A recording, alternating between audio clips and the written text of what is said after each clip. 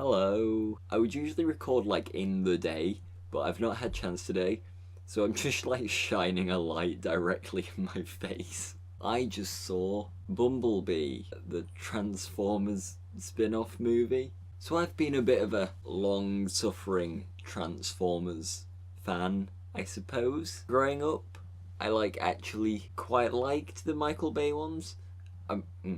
Like is a strong word. I enjoyed the concept, the idea of Transformers, but not so much the actual films. So when I heard about Bumblebee being in production, and I found out that Michael Bay was not really involved. He was producing the movie, but he didn't really have anything to do with it. I was very excited, and this movie is directed by Travis Knight, who previously did Kubo and the Two Strings, which is a movie I really like. I had a lot of hopes for Bumblebee, and it's a pretty good film. It's not horrible, which is pretty much what it needed to be. I had a similar reaction coming out of this movie that I did when I came out of Star Wars The Force Awakens, where I was in the cinema and I was having a nice time, and I went, oh, thank God this isn't the prequels. It's a similar thing with this. Thank God this wasn't a Michael Bay movie. So I'll give you some quick spoiler-free bits, and then we'll jump into spoilers and you can get out of here if you want to go see the movie without me ruining it. So the movie's very good. It's not an amazing movie, but if you enjoy the idea of Transformers, if you like the E.T. kind of movie, like that kind of framework, where a person makes friends with an alien and helps them get back home or whatever. It's a new one in that kind of genre.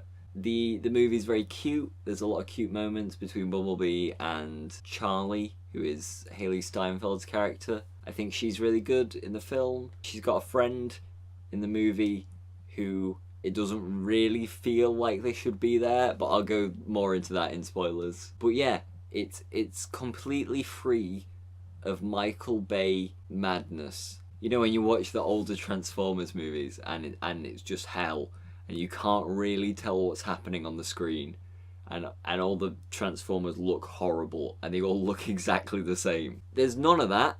There are 3 Transformers in the movie, basically, 3 important ones. There's Bumblebee, and there's 2 Decepticons. Bumblebee is bright yellow, and the 2 Decepticons are blue and red. You can tell which one's which. It's very easy. Thank you, movie. So if you're at all interested in Transformers, or you just want a cute, fun time at the cinema, I recommend Bumblebee. Obviously, if you don't care about Transformers at all, probably don't see the film. It's a good movie, but it's not anything out of the ordinary.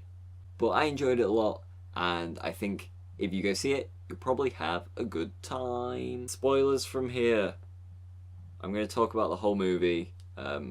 Skedaddle. Okay, basic plot rundown. Here we go.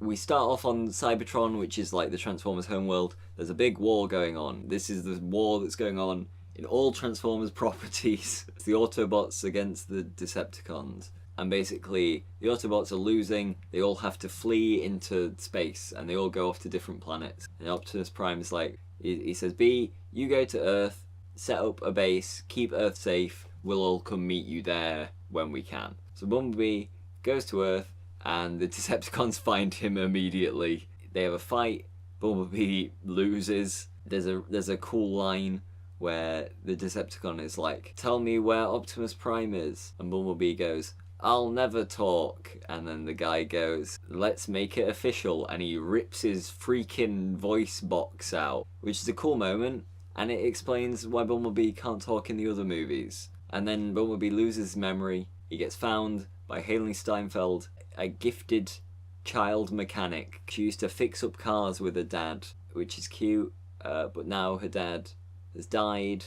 But she finds Bumblebee, they make friends. Then the 2 Decepticons who came to Earth to find him start chasing him about all over the place. That's basically the whole movie. So let's talk about some good stuff. Do you remember Megan Fox's character? She was a gifted mechanic who knew all about cars, but people didn't believe it because she was a girl. Even Shia LaBeouf's character, who was the main character, thought she was rubbish. Like, looking back at the first few Transformers movies, Megan Fox's character should have been the protagonist. She was an actual character, whereas Shia LaBeouf's character was just horrible. So this is kind of a Transformers movie if the main character was...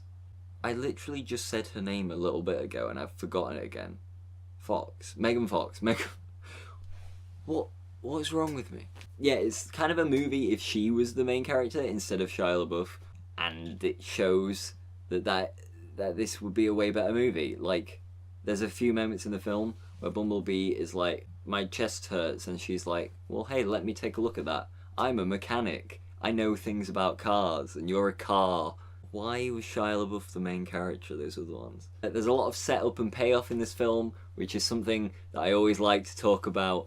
So Bumblebee loses his voice, and in the other movies he kind of talks through the radio, and I kind of set that up here.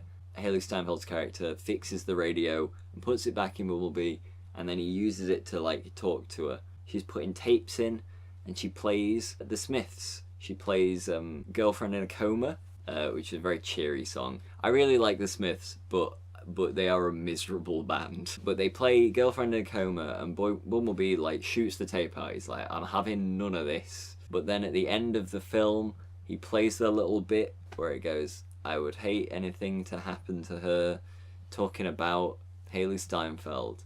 And she's like, oh, and then Bumblebee puts her in a bin. It's cute if you've seen the film. If you don't, it just sounds weird. There's a bit where Bumblebee is like sat in the garage while Haley Steinfeld's doing something else. She's fixing the radio, I think. And Bumblebee is watching the TV, and the Breakfast Club is on, and it just finishes, and it's the bit where he does this, and it plays, don't you forget about me. And then at the end of the film, both of those things pay off. Like John Cena's character salutes Bumblebee, and Bumblebee does this, and then when he's driving off at the end saying goodbye to Haley Steinfeld, he plays Don't You Forget About Me, and it's all good stuff. The Haley Steinfeld's character is good at diving, but she gave it up when her dad died, and that comes back at the end because she needs to dive in the water to save Bumblebee in a scene that looks just like The Shape of Water and also Paddington 2. So, because both of those movies end where they're like swimming together in the water, and Bumblebee does it as well. I was worried that John Cena was just going to end up being like army man, and I mean he kind of was, but like we get introduced to John Cena and he's just like having a laugh and a joke around with his friends. He's kind of a bit brash, a bit like mean, but like not really. You can tell it's kind of playful, and it sets up really well why he wants to find Bumblebee, because Bumblebee comes to Earth in like a comet, and it lands like near John Cena and his like squad, and they're doing like a training exercise in the forest, but it injures like his friend and a few other ones in the group, and so he really wants to find Bumblebee because he injured his friends, and it makes sense that he would be apprehensive about Bumblebee. So that's really fun. John Cena is like, he's a villain for most of the movie, but you understand him, and then he comes around at the end when Bumblebee saves him. It's really good stuff. It's just like a movie. Do you remember those movies? Michael Bay. Let me tell you about Memo. He is a character who fancies Haley Steinfeld. So we're first introduced to him. He works near Haley Steinfeld, and he wants to like ask her out, but she's busy. And then he tries to ask her out again later, but she's busy. And then he walks up later in the film and just sees Bumblebee as a robot, and they're like, "Well, you're part of the gang now because you've seen Bumblebee." And then he does nothing for the whole film. My theory for why he's in the movie is because they had to give Haley Steinfeld a love interest, because otherwise it's Bumblebee. It's very easy to read the text of this movie as Haley Steinfeld's character and Bumblebee loving each other. It's not even like subtle. So I think they had to add in this other character just to stop us from being like, she's into that robot. I mean, Shape of Water again, falling in love with a monster kind of thing. Same as Venom 2018, the year of falling in love with monsters. I mean, I'm here for it. It's a lot of fun. But yeah, Memo actually doesn't do anything really. There's even a bit at the end where he's like, you go on, Haley Steinfeld, go with Bumblebee and get him to safety. I'll buy you some time. And then him buying some time is there's like a bunch of like military vehicles coming towards him and he goes, stop, and then they just drive around him. So he actually does just do nothing. There's a lot of fun, cute Bumblebee moments. Like there's the one you see in the trailer where Bumblebee kind of wrecks the house by getting out. Haley Steinfeld's mum starts driving Bumblebee off and Haley Steinfeld's like, Mum, you can't drive the car. She's driving the car and the boot opens and Bumblebee's like waving his hand out the boot at Haley Steinfeld. That's a cute moment.